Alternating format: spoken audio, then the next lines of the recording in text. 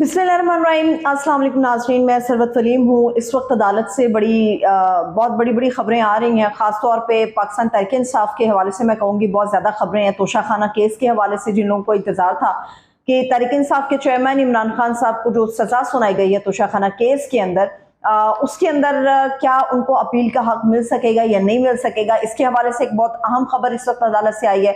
दूसरी, इसके अलावा इस्लामाबाद हाई कोर्ट से ये कहना बिल्कुल दुरुस्त होगा कि इस्लामाबाद हाई कोर्ट ने जो अपना फैसला दिया उसके ऊपर well done justice Babar Sattar sahab को कहना बहुत ज्यादा जरूरी है, क्योंकि जिस किस्म की प्रोसीडिंग हुई और जो अहकामात उनकी तरफ से सुनाए गए, जो सादर किए गए, ये गुमान किया जा रहा था कि शायद इस किस्म के अहकामात जो है पाकिस्तान के अंदर मौजूद चीफ जस्टिस उमर अता बंदियाल साहब करेंगे, लेकिन अनफॉर्चुनेटली उनकी तरफ से नहीं हुआ। मगर जस्टिस बाबर सत्तार साहब ने अपना काम कर दिखाया है, उसकी तफसील आपके साथ शेयर करेंगे। और इसके अलावा जो पुलिस अपने तय कार्रवाइयां करती है इंटेलिजेंस रिपोर्ट्स को बुनियाद बनाकर, क्या इसे एक सबूत के तौर पे तस्लीम किया जा सकता है या नहीं किया जा सकता है, इसके ऊपर मैं आज के ब्लॉग में बात करने जा रही हूं। सबसे पहले तो अदालत की तरफ से जो फैसला आया, शहरियार आफरीदी और शानदाना गुलजार, इन दोनों को रिहा करने का मशरूत रिहाई है। ये रिहाई जो है ये मशरूत है, क्योंकि ये केस जब तक चलेगा तब तक के लिए मौजूद अदलिया की तरफ से इन्हें रोक दिया गया कि आपकी तरफ से मीडिया पे तवक्को करते हैं कि कोई बयान नहीं आएगा जब तक ये केस चल रहा है, और कोशिश करें कि आप इस्लामाबाद के अंदर मुकीम रहे। ये एक मशरूत रिहाई है, मगर अच्छी खबर ये है कि शहरियार आफरीदी और शानदाना गुलजार, इन दोनों को रिहा कर दिया गया इस्लामाबाद हाई कोर्ट के अंदर से। जस्टिस बाबर सत्तार साहब ने बेदरेग और मैं कहूंगी बड़ा ही जबरदस्त किस्म की प्रोसीडिंग के बाद ये तमाम अहकाम जारी किए हैं। और इसके अलावा जो पुलिस कह रही थी कि जी इंटेलिजेंस रिपोर्ट्स हमारे पास थी, इसकी बुनियाद पर हम ये कार्रवाई की, क्या पुलिस के पास इतना इख्तियार मौजूद होता है या नहीं होता, इसके ऊपर भी अदालत के अंदर हमें एक डिवीजन नजर आती है। वो डिवीजन क्या है वो भी आपके साथ शेयर कर लेते हैं।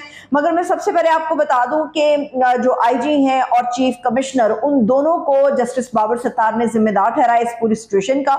और उन्होंने ये कहा है कि ये जो कुछ भी हो रहा है आपके पास सबूत इसके नहीं है, जो उन्होंने बताया प्रोसीडिंग के अंदर किस बुनियादों पे आप लोग ये कर रहे हैं। तो इसके ऊपर जो डिप्टी कमिश्नर इस्लामाबाद इरफान मेमन है, गालिबन उनका नाम, उनकी तरफ से ये कहा गया जस्टिस बाबर सत्तार साहब को, क्योंकि हमारी जो आंखें और कान है वो तो इंटेलिजेंस की रिपोर्ट्स होती हैं, तो इसी बुनियाद पे हमने ये गिरफ्तारियां डाली थी। आपको याद होगा कि तहरीक इंसाफ के चेयरमैन के ऊपर भी यही एक केस बनाया गया था, जिसके तहत उन्हें कहा गया था कि जो 9 मई का इंसिडेंट हुआ उसके जिम्मेदार आप हैं। असद उमर के ऊपर यह इल्जाम डाला गया था कि थाना तरनौल की हदूद के अंदर जो नारेबाजी की गई थी उसके जिम्मेदार आप हैं। उन्होंने कहा था मैं वहां पर मौजूद ही नहीं था। और इमरान खान या तहरीक इंसाफ के चेयरमैन मैं कहूँ, उनकी तरफ से जब उन्हें अरेस्ट किया गया था, उनके ऊपर ये इल्जाम लगाया गया था, तो उन्होंने भी अदालत के अंदर अपना ये मौकफ अपनाया था कि जनाब अली मैं तो उस वक्त मौजूद ही नहीं था, मैं तो उस वक्त जेल के अंदर था। तो ये सारा जो एक मुअम्मा था, आज जस्टिस बाबर सत्तार साहब ने उसको तकरीबन हल कर दिया। उन्होंने कहा एक शख्स जो जेल के अंदर मौजूद है उससे आप क्या एक्सपेक्ट करते हैं कि वो जेल में बैठ के ये पूरा प्लान करेगा या जेल में लोगों से कहेगा कि आप लोग इस तरह से बाहर निकलें, इस किस्म की नारेबाजी करें। तो शहरियार आफरीदी के ऊपर भी यही इल्जाम पुलिस की तरफ से लगाया गया था कि हमारे पास रिपोर्ट्स हैं कि 9 मई को जो सब कुछ हुआ उसके अंदर ये इन्वॉल्व थे। तो उन्होंने कहा मैं तो था ही नहीं। तो आज जस्टिस बाबर सत्तार साहब ने भी ये कहा कि जब एक शख्स वहां पर मौजूद नहीं था, आपके पास कोई ठोस सबूत नहीं है।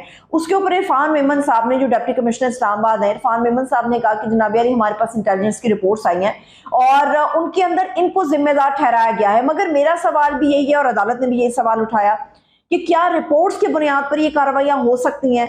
कोई सबूत नहीं है, रिपोर्ट के अंदर जो लिखा हुआ मतन है वो कोई सबूत नहीं है। मैं आपको एक बड़ी सिंपल सी सादा सी इसकी एक मिसाल देती हूँ कि इंटेलिजेंस की जो रिपोर्ट्स आती हैं हमारे हसास इदारों की तरफ से, वो अपनी रिपोर्ट्स जैसे कहीं पे दहशतगर्दी होने वाली है या ये हिंट दिया जाता है कि फलानी जगह के आसपास कहीं ना कोई जो है वो टेररिस्ट जो है वो कोई टेररिज्म कर सकते हैं, इस किस्म की रिपोर्ट्स होती हैं। ये सिर्फ मुतनब्बे करने के लिए होती हैं, ये इस काम के लिए नहीं होती कि आप रिपोर्ट्स की बुनियाद पे कार्रवाई करते हुए किसी शख्स को भी उठा लें। तो जस्टिस बाबर सत्तार साहब ने एक तो ये कहा कि जब इरफान मेमन साहब ने ऐसी स्टेटमेंट दी तो उन्होंने कहा कि पहले तो ये जब जैसी अगली समाअत होगी आपको हम चार्ज फ्रेम करेंगे, चार्जशीट उनके ऊपर लगेगी, यानी कि फर्द जुर्म इनके ऊपर आयद लगाई कर दी जाएगी। इसके अलावा उन्होंने कहा कि जो चीफ कमिश्नर है वो भी बराबर के जिम्मेदार है। और मैं वैसे भी आपको एक बात बता दूं, बड़े लोगों को ये भाम होता है कि ये जो लोग होते हैं इनको सामने इनको खड़ा करके तो उनके ऊपर फर्द जुर्म लगा दी जाती है, तौहीन अदालत का इनको मुर्तकिब कर दिया जाता है। और आज जस्टिस बाबर सत्तार ने यही आर्गूमेंट दिया, उन्होंने कहा कोई भी बात करने से पहले अच्छी तरह से सोच लीजिएगा कि तो तौहीन अदालत है उसके ऊपर जो सजा है वो 6 माह कैद की होती है। ये उन्होंने कोई भी स्टेटमेंट देने से पहले जो पुलिस के मुतल्लिका लोग थे उनको कह दिया।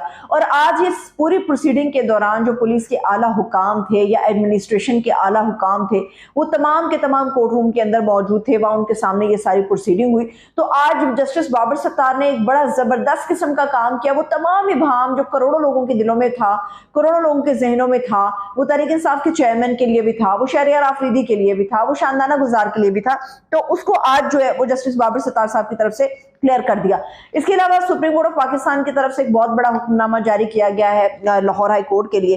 उन्होंने कहा है कि जो परवेज इलाही साहब की जो गिरफ्तारी हुई है तो आपने हर सूरत 22 अगस्त तक इसका फैसला देना है। अगर आपकी तरफ से ये फैसला नहीं आएगा तो ये उबूरी हुक्मनामा जो है इसको मुअत्तल कर देंगे, उनकी जो सजा है या गिरफ्तारी है वो मुअत्तल करार दे दी जाएगी। दूसरी तरफ जो तहरीक इंसाफ के लोगों के लिए एक बहुत बड़ी खुशखबरी है, पिछले कई दिनों से उनकी लीगल टीम तहरीक इंसाफ के चेयरमैन की कोशिश कर रही थी कि तहरीक इंसाफ के चेयरमैन को जो सजा सुनाई गई है उसको मुअत्तल कराया जा सके। और अब जो तोशाखाना केस है, अब तोशाखाना केस के अंदर जो है एक अपील समाअत के लिए डाली गई उनकी लीगल टीम की तरफ से, और फाइनली उस अपील को सजा को कलअदम या मुअत्तल करने के हवाले से उसको एक्सेप्ट कर लिया गया है अदलिया की तरफ से। अब जो तोशाखाना केस है इसकी जो समाअत होगी वो भी 22 अगस्त को। 22 अगस्त की तारीख बहुत ज्यादा अहम है क्योंकि 22 अगस्त को एक तरफ परवेज इलाही का सियासी मुस्तकबिल तय होगा, दूसरी तरफ तहरीक इंसाफ के चेयरमैन की सजा के खिलाफ जो तोशाखाना केस के अंदर है 3 साल कैद है उसके हवाले से जो अपील दायर की गई है उसके ऊपर भी 22 अगस्त को जो वो समाअत होने जा रही है। ये भी आप अपने जहन में रखिए कि 5 अगस्त की तारीख को तहरीक इंसाफ के जो चेयरमैन है उनको अरेस्ट किया गया था। अब एक और बड़ी डेवलपमेंट इसी केस को लेकर है। आप सबको मैंने कल भी अपने व्लॉग में बताया था कि बुशरा बीबी, आप सब लोगों को पता है कि उनकी चेयरमैन के साथ, कप्तान के साथ एक तवील नशिस्त हुई, तवील मुलाकात हुई। उस मुलाकात के बाद तोशाखाना केस के हवाले से जो है उन्हें जीआईटी के सामने पेश होना था, वो जीआईटी के सामने भी पेश हुई। मैंने कल भी आपको बताया था ये सिर्फ अफवाह उड़ाई जा रही कि वो सवालों के जवाब नहीं दे सकी। जितने सवालात उनसे किए गए 25 सवालात जो है वो बुशरा बीबी से किए गए, जिनमें से 23 ऐसे सवालात थे जो तोशाखाना के हवाले से। और इसमें एक बहुत बड़ी अपडेट ये है कि आप तमाम लोगों ने मुबैना तौर पे वो ऑडियोज सुनी हुई हैं तोशाखाना की घड़ी के हवाले से जो बुशरा बीबी और जुल्फी बुखारी के दरमियान चल रही थी। वो ऑडियोज जैसे ही लीक हुई, मंजर आम पर आई, तो अब उन ऑडियोज को लेके पुलिस अब जो अपना गेम प्लान तैयार करी है किसी तरह से भी है वो नरगे में लाया जा सके। पुलिस ने ये प्लान किया है कि अब जो बुशरा बीबी की जो ऑडियोज हैं, 2 ऑडियोज हैं उनके पास, उन दोनों का जो है वो फॉरेंसिक कराया जाना चाहिए। मगर मेरा बड़ा मोदबाना सवाल है, गुजारिश है अदलिया से और इसके अलावा वो तमाम करोड़ों पाकिस्तानी जो ये सवाल अपने ज़हनों में लेकर फिर रहे हैं, उनका सबका ये मानना है कि ऑडियोज के ऊपर फॉरेंसिक होना चाहिए, बिल्कुल होना चाहिए। मगर ये ऑडियोज लीक कहाँ से हो रही हैं, वो लीकेज वाला पॉइंट जो है उसके ऊपर भी थोड़ा अदलिया को एक स्ट्रिक्ट अपना नोट देना चाहिए, उसके ऊपर एक कार्रवाई अमल में लानी चाहिए ताकि लोगों को क्लियर हो सके कि ये लीकेज कहाँ से है। और इसके अलावा मुबैना तौर पर जो ऑडियोज आती हैं एक बेहतरीन हल ये कि इसका फॉरेंसिक हो सके। अब जो जस्टिस बाबर सत्तार साहब ने ये जो काम किया था, उन्होंने कहा कि 3 एमपीओ के तहत जो आप लोगों ने इनको गिरफ्तार किया, आपके पास कोई सबूत नहीं है और आपने किस हैसियत में गिरफ्तार किया। मगर जो हमें अदलिया के अंदर डिवीजन नजर आती है वो बड़ी वाज़ेह है। आज ही ये सारी प्रोसीडिंग हुई, तो आज ही लाहौर हाई कोर्ट की तरफ से मैं आपको बता देती हूँ मिनवान की जो चीजें थी। लाहौर हाई कोर्ट ने कहा है कि जी डिप्टी कमिश्नर, याद रहे कि डिप्टी कमिश्नर इस्लामाबाद इरफान मेमन पर फर्द जुर्म लगनी है अगली समाअत के अंदर। ये सब कुछ हो रहा है इस्लामाबाद हाई कोर्ट के अंदर।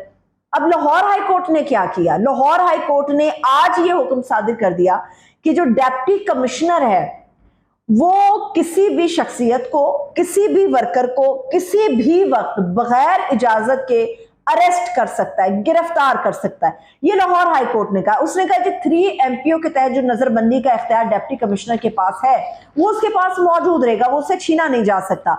वो कहते हैं कि जी बगैर वजह बताए नजरबंदी जो है वो आइन और कानून उसका इख्तियार देता है जिसे खत्म या मुअत्तल नहीं किया जा सकता। लेकिन मुझे एक बात बताइए कि जहां पर हम आइन और कानून की बात करते हैं, बिल्कुल दुरुस्त है, आइन और कानून के मुताबिक सब कुछ होना चाहिए, मगर बगैर वजह बताए आज के इस दौर में हम जहां पाकिस्तान में जैसे यहाँ पे पॉलिटिकल सिचुएशन है, जैसे यहाँ पे इदारे रिग्ड हैं, जैसे इदारों को जकड़ा गया है मुख्तलिफ सियासी जमातों की तरफ से अपने अपने हाथों में, जिस तरह से इदारे जानिबदारी का मुजाहरा कर रहे हैं, इस बात की गारंटी कौन, कहां और कैसे देगा कि बगैर वजह जो डिप्टी कमिश्नर किसी को भी नजरबंद कर सकता है, कहीं भी किसी भी वक्त कर सकता है, उसका जजमेंट का पैमाना कहां पर होगा कि जो कुछ भी हुआ वो आइन और कानून के तहत हुआ।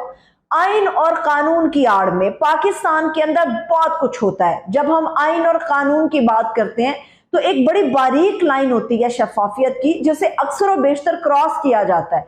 आइन और कानून के आड़ में पाकिस्तान के अंदर बहुत सारी ऐसी चीजें हैं जो रूनुमा होती हैं, बहुत सारे केसेस हैं जो करप्शन के होते हैं, मगर आइन और कानून का जब दायरा लगा के मुख्तलिफ बड़े बड़े वकला करके उन लोगों को अपने लिए इस्तेमाल किया जाता है, तो वही आइन और कानून इन मुल्जिमान को करप्शन में लिपटे हुए लोगों को जो है वो रिलीफ या रिलीज करने के लिए उनकी मदद देता है। तो ये पैमाना कौन तय करेगा कि जो डिप्टी कमिश्नर किसी को भी अरेस्ट कर रहा है वो आइन और कानून के तहत है? बगैर वजह बताए आप किस तरह से अरेस्ट कर सकते हैं? एक हर शहरी जो इज्जतदार है वो पाकिस्तान की सरजमीन पर रहता है, आप किसी भी शख्स के गिरेबान पर हाथ किस तरह से डाल सकते हैं? और दूसरी बात यह कि जो आईबी या हमारी जो इंटेलिजेंस की रिपोर्ट्स आती हैं उसके ऊपर कार्रवाइयां अमल में लाई जा रही हैं, ये रिपोर्ट्स तो सिर्फ मुतनब्बे करने के लिए होती है। क्या मुअज़्ज़ज़ अदलिया पुलिस के एहलकारों से, पुलिस इंतजामिया से, आला पुलिस हुकाम से ये जवाब तलबी भी करेगी